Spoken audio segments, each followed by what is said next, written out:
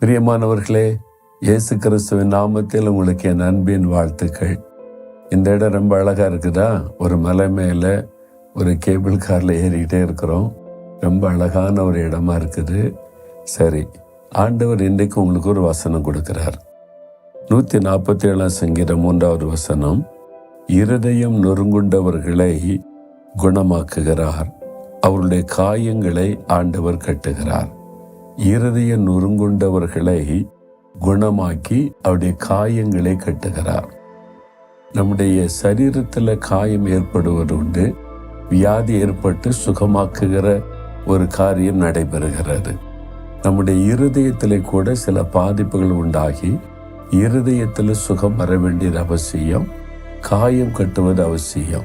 சிலருடைய இருதயம் நொறுங்குண்டு காயப்பட்டு இருக்கும்.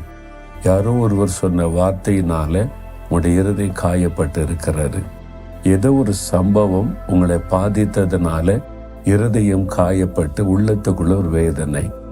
இது வெளியில தெரியாது, இருதயத்துக்குள்ள அந்த காயம் இருக்கும். முகத்தில் அந்த காயத்தினுடைய பாதிப்பு வெளிப்படும்.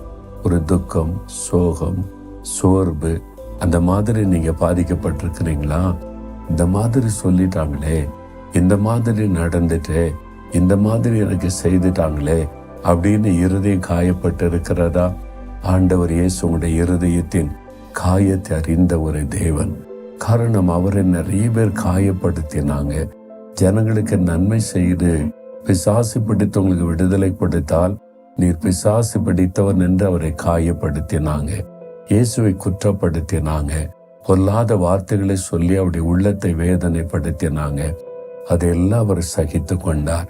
நம்முடைய இருதயம் காயப்படும் போது அந்த வேதனைகளை விளங்கி கொள்ளுகிற ஒரு ஆண்டவர். உங்களுடைய இருதயம் காயப்பட்டு இருக்கிறது. அதனால ஆண்டவர் இயேசு உங்களை பார்த்த, மகளே, மகனே, நான் உன் இருதயத்தின் காயத்தை மாற்றி உன்னை குணமாக்குகிற தேவன் என்று சொல்லுகிறார். ஆண்டவரிடத்துல உடைய மனம் திறந்த அந்த காயத்தை சொல்லுங்க. இந்த காரியம் என்னை காயப்படுத்தி விட்டது, இந்த வார்த்தை என்னை காயப்படுத்தி விட்டது, இதுதான் என் மனசுல நினைத்து வேதனைப்பட்டு கொண்டே இருக்கிறேன், எனக்கு உதவி செய்யுங்கன்னு சொல்லுங்க. இன்றைக்கு அந்த காயத்தை மாற்றி அவர் ஆறுதல் படுத்தி குணமாக்கி உங்களுடைய வேதனைகளை நீக்கி சந்தோஷப்படுத்துவார். இருதயத்துல கை வைத்து சொல்லுங்க, ஆண்டவரே, இருதயம் காயப்பட்டு போனது, உள்ளத்துக்குள்ள இந்த வேதனை, மன வேதனை துக்கப்படுத்தி கொண்டே இருக்கிறது. கல்வாரி சிலுவையில் இந்த காயங்களை ஏற்றுக்கொண்டீரே, என்னை குணமாக்கும் என்று ஜெபிக்கிற இந்த மகன், இந்த மகளுடைய இருதயத்தை நீர் காயங்களை மாற்றி குணமாக்கி ஆறுதல் படுத்தி தாங்கி நடத்தும். இயேசுவின் நாமத்தில் ஜெபிக்கிறேன் பிதாவே. ஆமேன், ஆமேன்.